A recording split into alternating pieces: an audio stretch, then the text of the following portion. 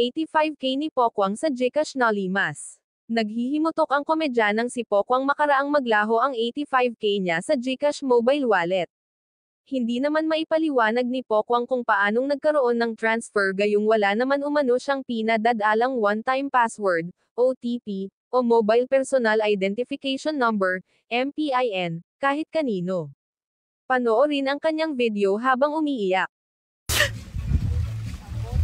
Binalik ko po yung negosyo mag-isa. Ibinangon ko po ulit mag-isa.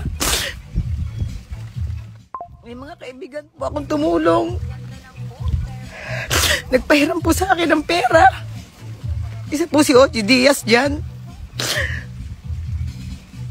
Binangon ko po yung negosyo. Ang ganda po. Nakakabalik po ako unti-unti. Nakapagbigay po ako ng trabaho sa mga single na mama.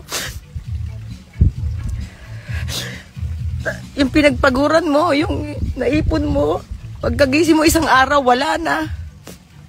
GCash, baka naman may magawa kayo, nasimot po yung pera namin. Nasimot po yung pinagpaguran namin. Kasama po yung pampasweldo sa mga tao.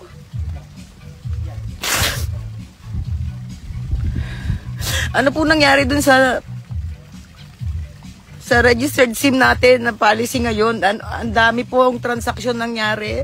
Nasa 30 transaksyon po, iba't ibang number. Inuus po yung laman ng GCash ng anak ko. Kung saan po pumapasok yung mga bayad po sa order.